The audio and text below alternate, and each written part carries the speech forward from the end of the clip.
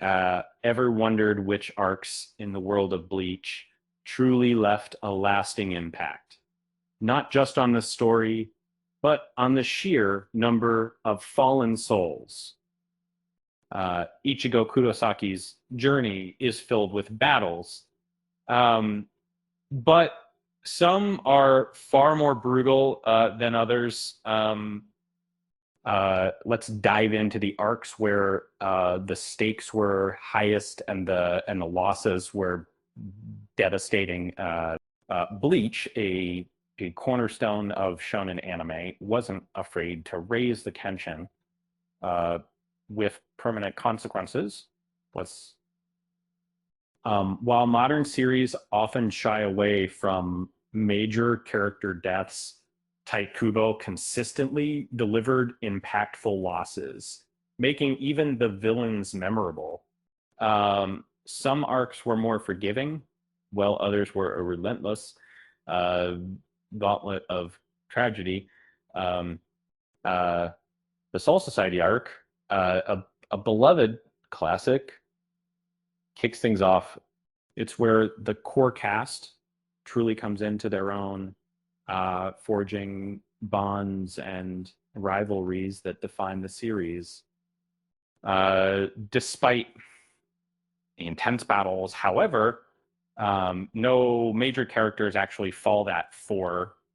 Aizen's deception and near-death experiences add to the drama, but everyone ultimately survives. Next, the Zanpakuto Rebellion arc explores the connection between Shinigami and their swords. While intriguing, it's a relatively contained conflict. Koga Kuchiki's betrayal and subsequent death, along with Muramas's peaceful fading, add to the sorrow, but the overall death toll remains limited. The Beast Swords arc ramps up the intensity. The aftermath of Muramasa's rebellion leads to corrupted Zanpakuto wreaking havoc. And several of these beast swords are destroyed, and a few Shinigami fall in battle.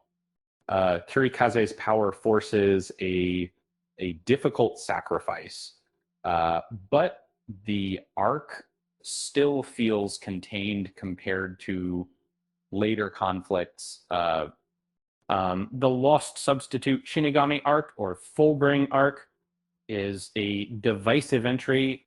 It's a slower, more psychological story where Ichigo loses his powers.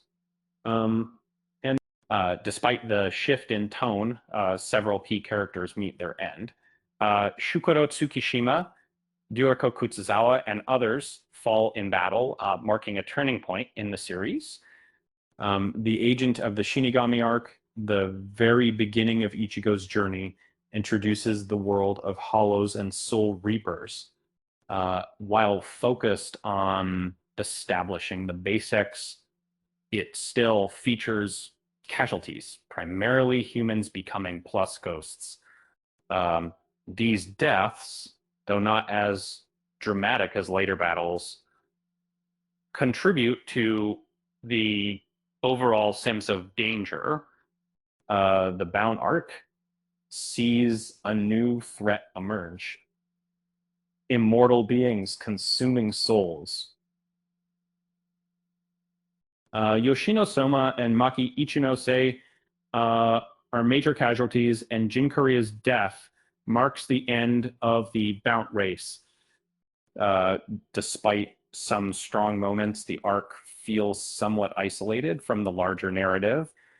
The Hueco Mundo arc throws Ichigo and his friends into a desperate battle against the Espada. While filled with action, it suffers from pacing issues and underdeveloped villains. Still, several Espada fall, including Lupi and Penar, Neutra Dilga, and Xyloporo Grans, making it a significant conflict.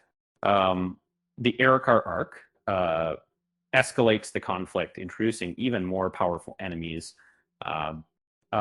Numerous lower level Aaron fall in battle, but the true impact comes from the battles against the Espada. The arc is uneven, but the fights against Grinjao, Oryu, and Aizen are unforgettable. The Fate Karakura town arc sees Aizen invade with his top Espada. Is similar town, Coyote Stark, Baragon, Louise and Darren, and their Fraxion fall in battle. And while the lack of Shinigami deaths feels predictable, the arc delivers some epic clashes and showcases the Vizard's power. Finally, the 1,000-year Blood War arc is the deadliest in the series. The Quincy invasion leads to the deaths of numerous fan favorite Shinigami, including again Ryusai Yamamoto, Retsu Unohana, and Jushiro Ukitake. Countless Stern Ritter fall, making this arc a true war for the soul of the world. So which arc takes the crown for the most deaths? It's clear that the 1,000-year Blood War arc is the deadliest, but each conflict contributed to the rich tapestry of Bleach. And it just goes to show that even in a world of spirits and soul reapers, loss is an unavoidable part of the journey. Speaking of journeys, did you know that Aizen actually had a really boring childhood?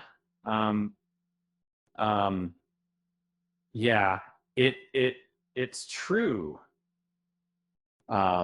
With that said, thanks for watching, and until next time,